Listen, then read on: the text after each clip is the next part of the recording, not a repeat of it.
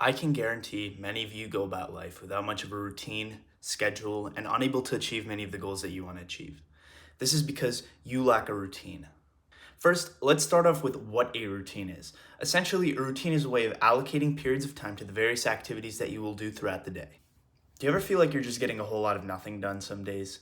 Like you might be a high schooler, for example, and over the weekends you might, complete some homework here and there, study, but oftentimes you find that you're wasting a lot of time. Like you might pull out your phone, scroll on social media, say, oh, just another 5 minutes, but that's never 5 minutes. That's an endless spiral, which can last hours. Well, a routine will absolutely help solve that problem. You see, even if in a routine you dedicate lots of time to non-productive stuff or relaxing or whatnot, at least you can gauge how much productive and non-productive stuff you're doing so you can tailor it to your goals and desires. This will give you a lot more control over your life. With that being said, I'm going to show you how to make a routine for yourself. Generally, there are 4 types of routines, and I'm going to categorize it based on time. So you got your morning bird schedules. This would involve, let's say, 5 a.m. wake up time and around 9 p.m. sleep time. And of course, tailor this to your schedules, time constraints. I'm only here to give general guidelines. You got your early-ish schedules, which involve, let's say, 6 to 6:30 wake up time and 10 to 10:30 sleep time. You got the more normal schedule, so maybe let's say 7 to 8 wake up time and maybe 11 p.m. sleep time. And then you got your night owl schedules. And I'm telling you why I don't think the night owl schedule is going to be most optimal for just your overall health and thriving. But those are the 4 categories for routine. So for the early bird schedule, if you're not someone who can wake up super early at like 5 a.m. and get the required sleep for your age group, and I'm going to put up a little infographic here that'll tell you how much sleep you need per age group. And unless you need to adopt this schedule for school, work, other time constraints, I would not recommend this schedule. All right, so here's a sample schedule. First, you're gonna wake up, you're gonna eat breakfast, you're gonna go to the gym, you're gonna pump iron, you're gonna come back home, you're gonna meditate, and then get right to work. After work, you're gonna get some sunlight on your body, eat lunch, you're gonna get back to work, then you're gonna eat dinner, relax, and go to bed. Now, by work, I don't mean just necessarily a job or homework. It can be a lot of different things. It can be entrepreneurship, it can be research, it can be networking. It can be things that can be useful for you to make money or other goals and purposes that you might have. You can also split up by what you mean by work throughout the day. So for example, you might add lighter periods of work at a certain time. You might add heavier periods of work at a certain time. My point is that you can play around with this and adapt it according to your own needs. Now, a couple important things I do want you to take from this model, because some of these I think are an absolute must. And if not a must, at least very important.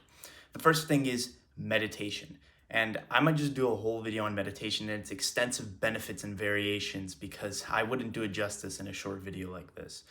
But some of meditation's benefits are that it increases focus, it increases emotional control, it increases self-control.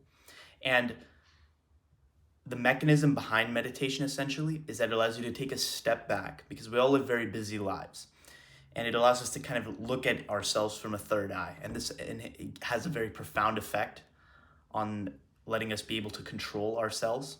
And so I think this is an absolute must to include in your routine. Another important thing is morning sunlight. This is because morning sunlight is a powerful biological signal. Because what it does is it essentially tells your body to wake up. And in doing so, it sets your body's rhythm for the day, your sleep and wake cycle.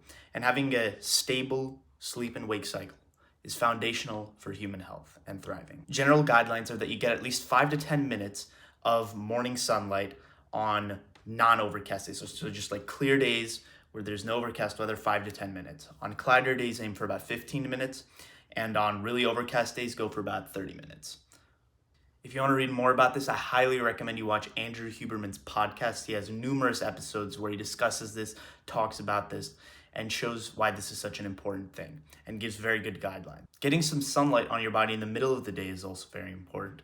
This is because sun exposure is linked to many benefits. The main one is its mediating effect through vitamin D. And vitamin D deficiency has been linked to things like Alzheimer's disease, cardiovascular disease, heart disease, and numerous other things. I'll link a in the description what vitamin D deficiency does and its effect on people. It's even been shown that men who were given vitamin D, well, just read for yourself. Now, you might say, why can't I just take vitamin D supplements? Well, the sun provides far more benefits than just vitamin D. It, along with dietary cholesterol, combines in your body to produce hormones. And so this is, for example, why over the summers people tend to have higher testosterone, and mice over the summers as well. There are some interesting studies on this. Mice become more sexually active, their testosterone increases, and a similar type of increase in hormone productions happens with female mice. And this is a very interesting mechanism, but the sun is really important in this regard. Another important benefit of the sun is that it's involved in the production of nitric oxide. And nitric oxide is involved in giving oxygen and blood to the muscles, improving erectile dysfunction, and improving immune function. And many other benefits actually to nitric oxide, which again, I will link that below in the description.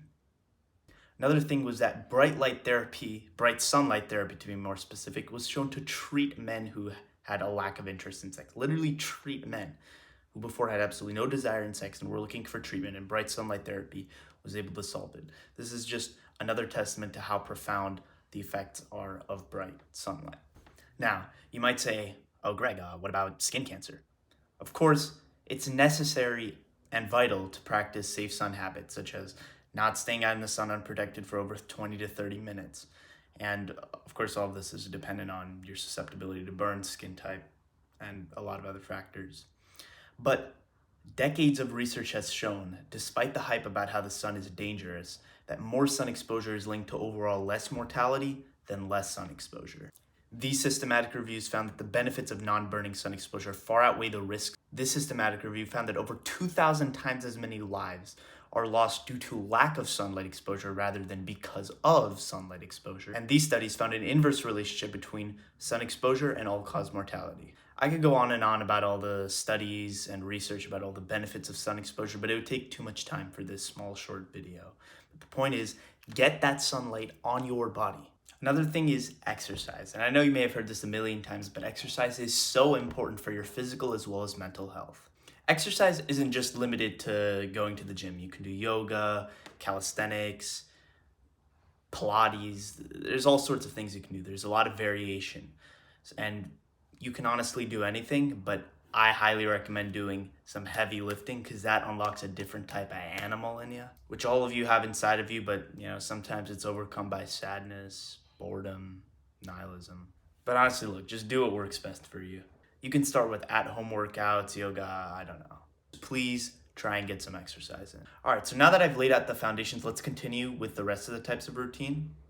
So here you have your early-ish routine. This is gonna involve waking up earlier than most people, though not anything crazy. The next one I call the normal routine. And finally, you got your night owl routine, which will involve sleeping later as well as waking up later. It may involve sleeping at, let's say, 12, 12:30, maybe even 1 early in the morning, and waking up at around 9 to 10 a.m.